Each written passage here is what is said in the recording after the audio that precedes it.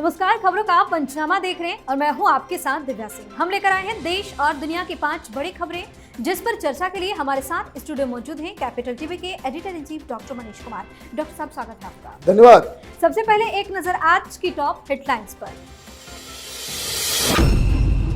पहले हुआ वक्फ bill pass, अब यूसीसी लागू करने की दिशा में कदम बढ़ाने की तैयारी। बीजेपी ने वीडियो शेयर कर गिनाई मोदी सरकार की उपलब्धियां। परिवार संग भारत पहुंचे अमेरिकी उपराष्ट्रपति जेडी वेंस, अक्षरधाम मंदिर की नक्काशी को देखकर हुए खुश। परिवार संघ के स्वामी नारायण के दर्शन, पीएम मोदी से होगी खास बातचीत। अमाना याचिका पर सुप्रीम कोर्ट की बड़ी टिप्पणी, बोला निशिकांत दुबे पर केस कीजिए, हमारी अनुमति की जरूरत नहीं। दुबे ने सीजीआई पर की थी विवादित टिप्पणी। मुर्शिदाबाद हिंसा पर सुप्रीम कोर्ट में हुई सुनवाई, कोर्ट ने केंद्रीय बलों की तैनाती से किया इनकार। एसआईटी जांच और पीड़ितों की सुरक्षा की मांग वाली याचिका हुई खारिज। दिल्ली में बीजेपी की ट्रिपल इंजन की सरकार, मेयर और डिप्टी मेयर उम्मीदवार तय। आपने चुनाव से बनाई दूरी, आतिशी ने कहा कि इस बार चुनाव नहीं लड़ेगी आप। सबसे पहली खबर में बात पीएम मोदी की। प्रधानमंत्री नरेंद्र मोदी की अगुवाई में केंद्र सरकार का तीसरा कार्यकाल मई 2025 में 1 साल पूरा होने वाला है। 2024 के लोकसभा चुनाव में बीजेपी के खाते में 240 सीटें आई, जो 2019 और 2014 के मुकाबले कम थी। विपक्ष ने दावा किया था कि इस बार सरकार बड़े फैसले नहीं ले पाएगी, लेकिन बीजेपी ने इस आलोचना को खारिज करते हुए एक्स पर एक वीडियो पोस्ट कर सरकार की उपलब्धियां गिनाई है। वीडियो में नेशनल हेराल्ड केस में चार्जशीट, चौकसी की गिरफ्तारी और तहव्वुर राणा के प्रत्यर्पण जैसे महत्वपूर्ण फैसलों का उल्लेख है। इतना ही नहीं, वीडियो में यह भी संकेत दिया गया है कि सरकार अब यूनिफॉर्म सिविल कोड यानी कि यूसीसी लागू करने की दिशा में काम कर रही है। यह कदम भविष्य में एक बड़े सुधार के रूप में देखा जा रहा है। वीडियो जारी करके बीजेपी की तरफ से क्या बताने की कोशिश हो रही है? देखिए, 3 दिन पहले हमने एक वीडियो बनाया था खबरों की खबर में, और हमने कहा था कि अब अगला निशाना वो यूसीसी का है। क्यों? ऑलरेडी काम हो चुके हैं। ये यूसीसी का बिल 22nd लॉ कमीशन ने तैयार कर लिया है, लेकिन उसके जो चेयरमैन थे लोकपाल बन गए। तो पिछले सप्ताह प्रधानमंत्री मोदी ने 3 लोगों को लॉ कमीशन में नियुक्ति की, चेयरमैन बन गया, सब कुछ हो गया, और इनको कहा गया है कि 22nd लॉ कमीशन ने जो रिपोर्ट तैयार की, जो लाखों लाख लोगों से कंसल्ट करके, वो पूरा ऑलरेडी यूसीसी बन के तैयार है। It is just a matter of timing. और 14 तारीख को प्रधानमंत्री मोदी हिसार में थे, हरियाणा में। उन्होंने तो साफ साफ कह ही दिया कि भाई सेकुलरिज्म के लिए जरूरी है कि देश में हर नागरिक के लिए एक जैसा कानून हो। धर्म के आधार पर कानून होगा, वो संविधान थोड़ी होता है। संविधान का मतलब संविधान, ऐसा कानून जो सबके ऊपर समान रूप से लागू हो। यहां तो खिचड़ी पका दिया है लोगों ने, और जबकि संविधान खुद इस बात को कहता है कि state shall Endeavour for creating a UCC. यह संविधान में ही निहित है। बाबा भीमराव अंबेडकर लिख के गए हैं कि देश में जो यूसीसी लेकर के आइए। ये तो सेकुलरिज्म के अफीम चाटने वाले पॉलिटिशियंस और जजेस, इन लोगों ने अलग अलग विधा उसमें डाल दी है कि भाई कंसल्ट करके, मुसलमानों से कंसल्ट करके कानून बनाएगा। अब भाई पॉकेटमारों के खिलाफ कानून बनाते हो, पॉकेटमारों से कंसल्ट करके करते हो। क्रिमिनल लॉ बनाते हो तो क्या क्रिमिनल से कंसल्ट करके बातचीत करते हो? यह बेकार की बात है। जब संविधान ये कह रहा है कि देश में यूसीसी होना चाहिए, पूरी दुनिया जहां जहां सेकुलरिज्म है, डेमोक्रेसी है, वहां पे यूनिफॉर्म सिविल कोड है। ये बीमारी सिर्फ हिंदुस्तान में कुछ नेताओं को लग गया।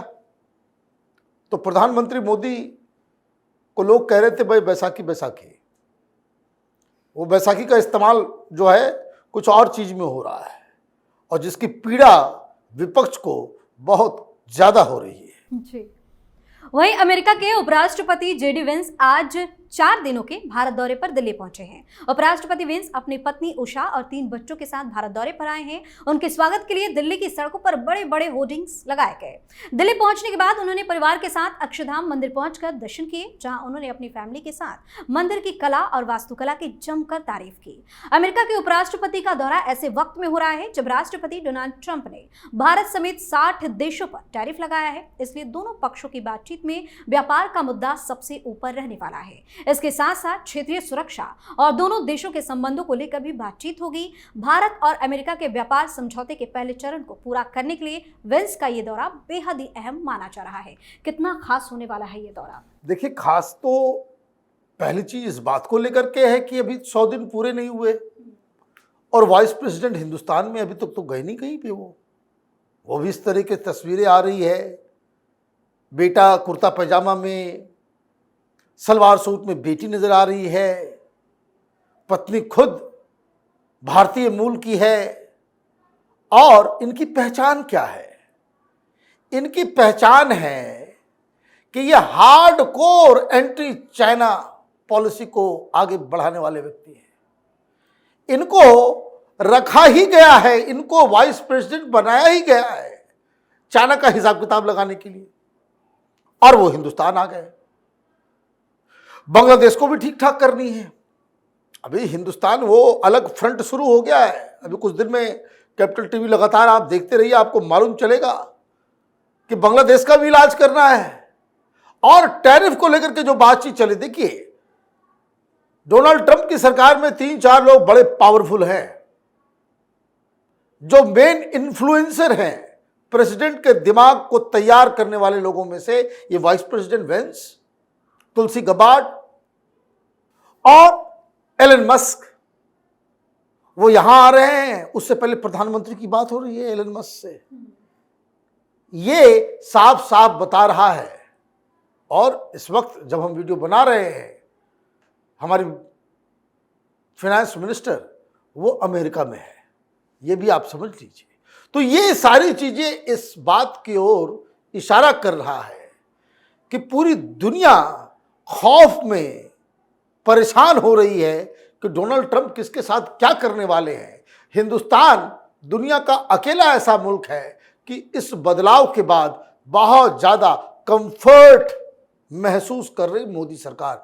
तो ये अच्छी बात है कि ऐसे मौके में पूरी दुनिया में जहां कोलाहल मची हुई है और हमारी सरकार उस वातावरण में भी बहुत ही अच्छे तरीके से अपने फॉरेन पॉलिसी को कंडक्ट कर रही है, हिंदुस्तान को इस विजिट से बहुत फायदे होने वाले हैं। जी, इस खबर में बात निशिकांत दुबे के सुप्रीम कोर्ट और सीजेआई के खिलाफ टिप्पणी करने वाले भाजपा सांसद निशिकांत दुबे की मुश्किलें लगातार बढ़ती जा रही है। अब दुबे के खिलाफ अवमानना याचिका दायर करने की मांग की गई है, जिस पर सुप्रीम कोर्ट का बड़ा बयान आया है। अवमानना की कार्रवाई की मांग को लेकर पहुंचे याचिकाकर्ता ने सुप्रीम कोर्ट से कहा कि दुबे ने सुप्रीम कोर्ट और भारत के मुख्य न्यायाधीश यानी कि सीजेआई संजीव खन्ना की गलत तरीके से आलोचना कर अवमानना की है। इस पर सुप्रीम कोर्ट ने कहा कि केस करने के लिए आपको हमारी अनुमति की जरूरत बिल्कुल भी नहीं है।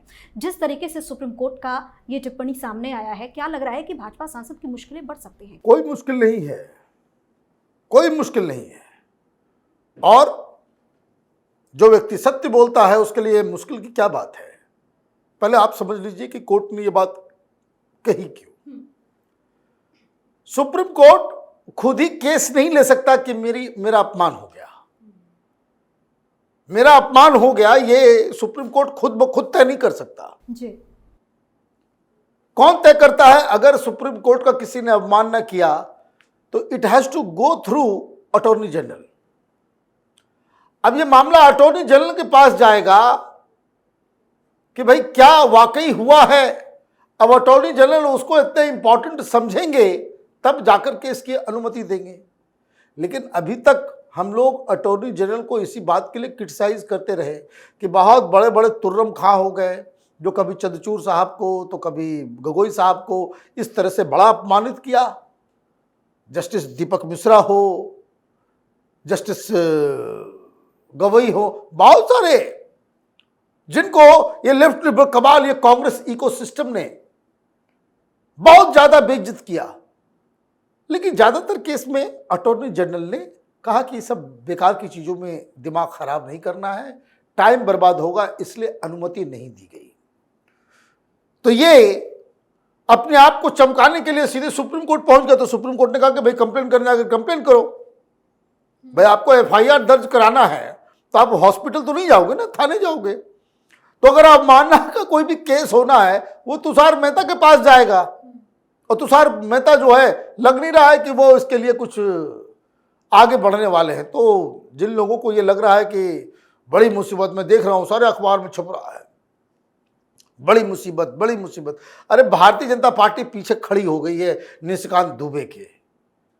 जिस तरीके से सोशल मीडिया पे ट्वीट्स आ रहे हैं, जिस तरीके से अमित मालवीय ने इंदिरा गांधी का पुराना बाइट निकाल करके उसको अपने ट्विटर हैंडल में डाल दिया, जिस तरीके से हेमंत बिश्व शर्मा चीज़ों को बता रहे हैं, तो ये मुझे लग रहा है कि लोगों की भावना को एक्सप्रेस किया निशिकांत दुबे ने, और इसके लिए कोई सजा नहीं मिलनी चाहिए। सच बोलने के लिए क्या आप किसी को सूली पे टांग दोगे? ऐसा ठीक नहीं होगा। जी। और अब बात मुर्शिदाबाद हिंसा की। सुप्रीम कोर्ट ने आज बंगाल में राष्ट्रपति शासन लागू करने और पैरामिलिट्री फोर्स तैनात करने की याचिका पर कोई आदेश जारी करने से इनकार कर दिया। याचिकाकर्ता ने अपील की थी कि वक्फ कानून के विरोध में हुई मुर्शिदाबाद हिंसा के बाद कोर्ट इस पर फैसला लिए। इस पर जस्टिस वी आर गवई और जस्टिस एजी मसीह की बेंच ने कोई आदेश नहीं दिया। बेंच ने याचिकाकर्ता से पूछा, क्या आप चाहते हैं कि हम राष्ट्रपति को इसे लागू करने का आदेश भेजें? हम पर दूसरों के अधिकार क्षेत्र में दखल अंदाजी करने के आरोप लग रहे हैं। वहीं कोर्ट ने मुर्शिदाबाद जिले में हुई हिंसा की एसआईटी जांच की मांग वाली याचिकाओं पर विचार करने से इनकार कर दिया। कोर्ट ने 2 वकीलों से अपनी याचिकाएं वापस लेने और बेहतर याचिकाएं दायर करने को कहा है। क्या स्थिति है फिलहाल बंगाल की, और सुप्रीम कोर्ट में क्या क्या हुआ? देखिए, सुप्रीम कोर्ट को समझ में आ गया है कि अब जो है हमारे हर बात के ऊपर सवाल उठाया जाएगा। विष्णु जैन साहब गए थे कि भाई आप आदेश करें, वहां राष्ट्रपति शासन लगाए जी। अब वैसे भी वो लेने वाले तो थे नहीं, पहले भी गवई साहब next chief justice of India है, वो वैसे भी नहीं लिया जाता। हिंदुओं का मसला है, इसको कोई सुनवाई देश में नहीं है। आप ये बता दीजिए कि हिंदुओं के ऊपर कहीं अत्याचार हुआ हो और सुप्रीम कोर्ट ने कोई सु मोटो कोई डिसीजन ले लिया हो, कभी नहीं। हिंदू जब वो मरने के लिए गया हुआ है, उस पर अत्याचार होगा, उसको कुछ नहीं। पॉलिटिकली सेंसिटिव चीजें होनी चाहिए। आप देखिए, आतंकवादियों के लिए दरवाजे खुल जाते हैं रात में। ये तीस्ता से तलवार जैसे फ्रॉड लोग, जिनके ऊपर तमाम तरह के केसेस हैं, कोर्ट्स के बड़े ही निगेटिव टिप्पणियां हैं, उनको बेल देने के लिए सुप्रीम कोर्ट रात में खुल जाता है। लेकिन हिंदुओं के लिए दरवाजा नहीं खुलता। लेकिन अभी एक बहाना इनको मिल गया। सुप्रीम कोर्ट ने क्या किया? सुप्रीम कोर्ट ने एक कटाक्ष कि क्या आप चाहते हैं कि हम राष्ट्रपति को आदेश दें। पिछली बार राष्ट्रपति को आदेश देने के बाद निशिकांत दुबे ने बयान दिया था कि भाई बंद कर दो। खैर, अच्छी बात है, ऐसा ही होना चाहिए। और इस तरह के पिटीशन को, जहां सुप्रीम कोर्ट को ये आप अपील करें कि सरकार को आदेश दे, इस तरह के प्ली को इंटरटेन नहीं करना चाहिए। और अगर कोई नेता करता हो, कोई सांसद करता हो, मनु सिंघवी और कपिल सिब्बल के जैसे लोग जो पार्लियामेंट के सदस्य भी हैं और यहां पे सरकार के खिलाफ और राष्ट्रपति के खिलाफ और सांसदों के खिलाफ इस तरह के ऑर्डर दिलवाने की चेष्टा करते हो, तो उनकी सदस्यता उधर लोकसभा से और राज्यसभा से खत्म कर देनी चाहिए।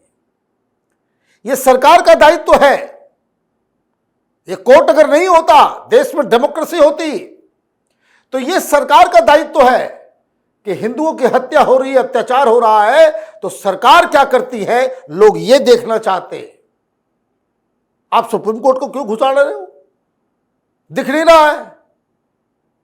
तो ये सरकार जो भी बचने के लिए इस तरह के लोगों को सुप्रीम कोर्ट भेज दे, भाई सुप्रीम कोर्ट ने कुछ नहीं किया, हम क्या करें, ये बेकार की बातें नहीं होनी चाहिए। अगर वहां पे हिंदुओं की सुरक्षा ममता बनर्जी नहीं कर पा रही है, तो जे देश की जनता देखी कि नहीं भाई, जिन्हें हम लोगों ने वोट किया है वो हिंदुओं को बचाने के लिए क्या कर रही है। तो ये सारी चीजें हैं, ये सही डेमोक्रेसी है। सुप्रीम कोर्ट शुड नॉट पोक हिज नोज। जजेस को दूर रखिए इससे, और केंद्र सरकार को देखिए वो क्या करती है कि हिंदू की सुरक्षा के लिए ममता बनर्जी को सैक करती है या नहीं करती है। तभी तो जब 2029 आएगा तब लोग ये तय करेंगे कि नहीं, ये हमारे लिए हमारे मन मुताबिक ये सरकार चला पाए या नहीं चला पाए। तो ये सही है, लेकिन आज वो कटाक्ष के रूप में सुप्रीम कोर्ट ने सही बात कह दी। जी, आखिरी खबर में बात आम आदमी पार्टी की। दिल्ली में बीजेपी की ओर से दिल्ली नगर निगम में मेयर के लिए राजा इकबाल को मैदान में उतारा गया है, जबकि डिप्टी मेयर के लिए जय भगवान अपनी चुनौती पेश करेंगे। हालांकि आज आम आदमी पार्टी के चुनाव में नहीं उतरने से बीजेपी के दोनों प्रत्याशियों का निर्विरोध चुना जाना तय माना जा रहा है। बता दें कि आम आदमी पार्टी ने मेयर के चुनाव को लेकर बड़ा ऐलान कर दिया है। पार्टी ने कहा कि वो इस बार मेयर के चुनाव में मैदान में नहीं उतरेगी। पूर्व सीएम आतिशी ने कहा कि इस वक्त तोड़फोड़ के बाद एमसीडी में बीजेपी की बहुमत है, तो हम इस बार चुनाव नहीं लड़ रहे हैं। बीजेपी अपने ट्रिपल इंजन की सरकार चलाए। क्या हो गया है आम आदमी पार्टी को पहले ही सरेंडर के मूड में क्यों? देखिए, सरेंडर को तो दिल्ली से उठ गई, उसको मालूम हो गया कि जहां दिमाग क्यों लगाना है, यहां एक मेयर बना देंगे वो पावरफुल हो जाएगा। भाई इन लोगों से ज्यादा पावर हो जाएगा ना उसको, तो क्यों किसी चिंटू मिंटू को इतना पावरफुल कर दे, एक और पावर सेंटर बन जाएगा। तो केजरीवाल ने कहा भाई ये थोड़ी ये प्रेस कॉन्फ्रेंस करने आई आतिशी और सौरभ भारद्वाज, इसकी हैसियत थोड़ी ये सब फैसले लेने की। वो तो केजरीवाल ने कहा होगा कि हटाओ, जब हम ही मुख्यमंत्री नहीं है तुम लोग क्या करोगे, और एक पावर सेंटर क्यों बनाया जाए। तो कहा गया कि भाई अब हम चुनाव नहीं लड़ेंगे। ये दिल्ली की जनता जिन्होंने एमसीडी में आम आदमी पार्टी को वोट किया, उसका सीधे सीधे अपमान है।